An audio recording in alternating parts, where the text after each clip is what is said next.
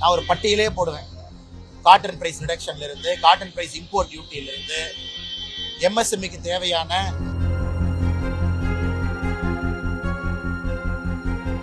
Airport பிரச்சனை எங்களுக்கு இல்ல. 35 ஏக்கர் நிலம் கொடுக்காம இருக்காங்க. எத்தனை நாளைக்கு? ஒரு இன்டர்நேஷனல் அப்பா மாத்த வேண்டாமா? கோட் ஷேர் பிளைட்டை கொண்டு வர வேண்டாமா?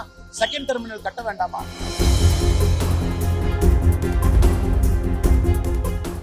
நான் ஒரு பட்டியலே போடுவேன். காட்டன் பிரைஸ் ரிடக்ஷன்ல இருந்து, காட்டன் பிரைஸ் இம்போர்ட் டியூட்டில இருந்து, எம்எஸ்எம்இக்கு தேவையான ஜிஎஸ்டி மெக்கானிசம் ட்வீக்கிங்ல இருந்து, எம்எஸ்எம்இக்கு என்னவெல்லாம் வேண்டுமோ பியூஷ் கோயல் அவர்களே கடந்த 6 மாசத்துல 2 முறை இங்க வந்திருக்காங்க. நான் ஒரு விஷயத்தை புரிஞ்சுக்கணும். மத்தியில் ஆட்சிக்கு வரப்போறது யாரு? பிஜேபி. 400 எம்பிக்களை தாண்டி வரப்போறாங்க.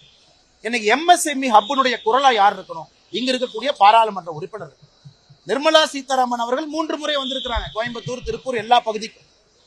எல்லாமே இன்டர்நேஷனலி கனெக்டட். ஃபுல்லா சப்ளை செயின் டிஸ்ரப்ஷன். உக்ரைன் வாருக்கு பிறகு, இஸ்ரேல் வாருக்கு பிறகு இதெல்லாம் மத்திய அரசு கருத்தில் கொண்டு எம்எஸ்எம்இக்கு தான் முதல். இந்த பகுதி மட்டுமே 2 லட்சம் கோடி ரூபாய் முத்ரா திட்டத்தில் கடன் கொடுக்கப்பட்டிருக்கிறது. தமிழ்நாட்டுக்குள்ள 2 லட்சம் கோடி ரூபாய். ஹையஸ்ட் திருப்பூர், கோயம்புத்தூர். பார்த்து start up India, stand up இந்தியாவில் வரக்கூடிய ஸ்கீம், சப்சிடி எல்லாமே சிறு குறு தொழிலாளர்களுக்கு, குறிப்பாக இருக்கக்கூடிய முதலாளிகளுக்கு, அந்த நிறுவனங்களுக்கு பாரதிய ஜனதா கட்சி அரசு என்றும் துறை இருக்கு. இஎஸ்ஐ ஹாஸ்பிட்டல் திருப்பூர்ல ready for opening. ESI hospital இங்க கோயம்புத்தூர் ஓபன். ஏர்போர்ட் பிரச்சனை எங்களுக்கு இல்ல. 35 ஏக்கர் நிலம் கொடுக்காம இருக்காங்க. எத்தனை நாளைக்கு?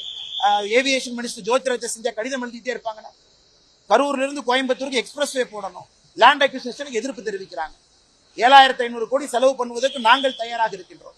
அதனால் மாநில அரசு அக்கறையை காட்டல. குறிப்பாக இந்த பகுதியினுடைய வளர்ச்சி வேண்டாம் என்று மாநில அரசும் திமுகவினுடைய எம்பியும் கம்யூனிஸ்ட் எம்பியும் நினைக்கிறாங்க.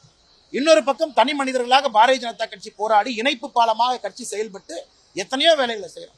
நீங்க சொல்லுங்க, இவ்வளவு பெரிய ஊருக்கு இந்த ஏர்போர்ட் சரியான செய்வதற்கு தயாரா இருக்க? ஜோதிராஜ் சிந்தியா 2 முறை கடிதம் எழுதியிருக்காரு முதலமைச்சருக்கு கோயம்புத்தூர் ஏர்போர்ட்டை பத்தி. இல்லைன்னு சொல்லுங்க அவங்கள.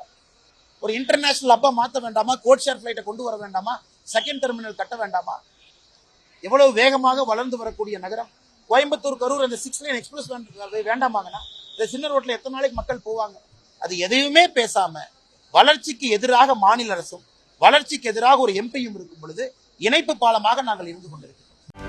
செய்திகளை உடனுக்குடனும் துல்லியமாகவும் தெரிந்து கொள்ள சப்ஸ்கிரைப் பண்ணுங்க.